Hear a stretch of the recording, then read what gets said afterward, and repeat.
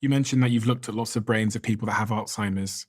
A bit of a dumb question, but what is the difference between Alzheimer's and dementia? Or is it the same thing? Yeah, no, it's a great question because everybody is confused. So dementia is sort of this general term.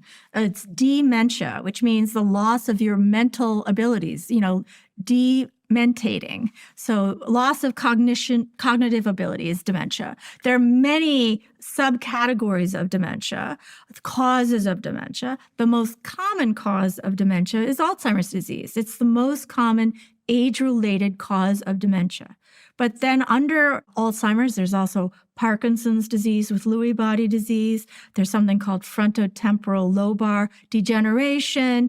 Then there's, you get into odder and rarer diseases, progressive supranuclear palsy, Galmanian dementia, and somewhere down there is also CTE. So CTE is a cause of dementia. Okay. And how do I avoid getting Alzheimer's? Well, it's a very common disease. It's supposedly in over 50% of people that live to the age of 85. If you looked at their brains, half of them would have Alzheimer's disease. Not everyone gets the symptoms of Alzheimer's disease at 85, but they'd have the pathology. Now, things you can do to lessen the symptoms of Alzheimer's disease are, staying socially connected, using your brain, challenging your brain, because high cognitive reserve, high cognitive ability gives you strength, brain resilience against these diseases. So even if you have pathology, you can circumvent the areas of injury, the areas that aren't working well, and not experience the symptoms. So that's one thing.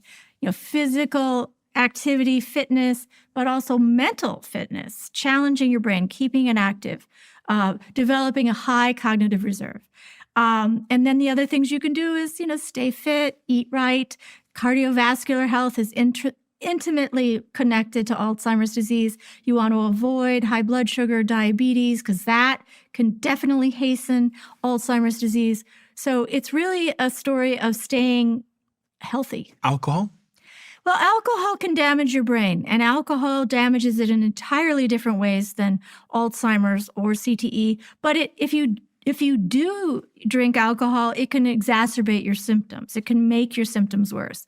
And, we don't have any direct connection between alcohol and Alzheimer's, but, we do know that it's not good for your brain health. It damages parts of the brain that can lead to cognitive problems. Are these diseases increasing? No, I think our awareness of these diseases is increasing. You know how we used to call it senile dementia? Like, oh, yeah, he's just getting old. So, we sort of dismissed it as just old age. But there are some people that live to very old ages that are perfectly intact. So these are abnormal aging. These are pathological aging. And we're much more aware of it than we were, say, 40 years ago. 40 years ago, we really had no concept how common this disease was. Is there anything that you believe about the brain that most people disagree with still to this day? I can't think so. As it relates to Alzheimer's and CTE, is there any sort of fundamental beliefs that you're currently trying to prove out through your testing and the things you're doing at Boston University? Well, I do. I have my own theories. I don't know if other people don't believe them, but I do feel that inflammation, anything that causes inflammation in your brain, and I think what a lot of people would agree with me, though inflammation is one of the key promoters of brain disease and neurodegeneration. So there's tremendous inflammation in Alzheimer's disease, tremendous inflammation in CTE. And if we could figure out sort of this bad inflammation, we might be able to prevent or at least stave off these terrible diseases. And the other thing that I think is very important is small vessel disease, vascular disease, the health of these small blood vessels that are so important in terms of giving oxygenating our brain. If they become damaged or injured through a variety of mechanisms, then we also see these diseases being accelerated. So, I think there needs to be a lot more attention to the earliest changes that are associated with these diseases. And in my mind, those are vascular changes and inflammation. And what kinds of things cause inflammation in the brain? Really, any insult to the brain. Certainly, if the blood vessels are damaged and they become leaky, you get substances leaking into the brain that irritate the brain and cause tremendous inflammation. The blood-brain barrier is a very tight barrier. You can have all sorts of toxins in your blood, but they're not getting into your brain because you have such a tight barrier between the blood and the brain. We keep out all sorts of noxious substances. But if you injure the blood vessels, they leak, and all those things that we are trying to keep out of our brain leak into the brain and promote inflammation. Those changes can facilitate neurodegeneration. And the things that make those blood vessels become injured? Well, trauma, yeah. That back and forth, but also things that affect vascular health, like high blood pressure, sugar, high cholesterol, blood sugar, exactly. High cortisol. Yeah. Stress, I guess. Stress, you want to reduce stress, you want to stay physically fit, you want to eat right.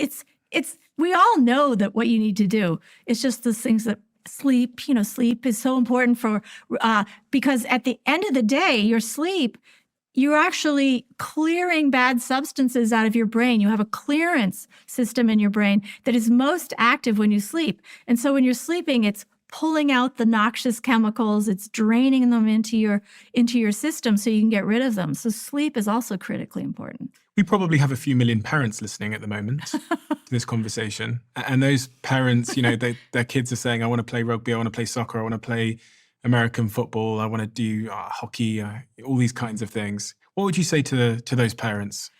Well, every parent is different. Every child's different. You have to really understand your child. Is it that they need to play that particular sport, or could they be just as easily, could they be just as happy in a non-contact sport? There are plenty of non-contact sport. There are plenty of sports that have low risk. So I would promote all of those. And then if they're playing, they choose, if they think, if this is a decision that they want to make despite the risks, then, make sure the coach is very, very well, versed in some of the adverse consequences of concussions and those hits to the head, even the non-concussive hits. Make sure that there's good education of the player as well as the teammates as well as the coach, and then try to delay playing full contact as long as possible. I think you should delay it until the person's physically robust, with a musculature, with a strong neck, they're able to,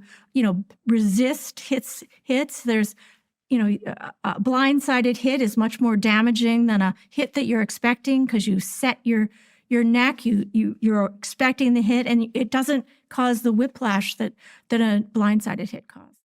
If you love the Diary of a CEO brand and you watch this channel, please do me a huge favor. Become part of the 15% of the viewers on this channel that have hit the subscribe button. It helps us tremendously, and the bigger the channel gets, the bigger the guests.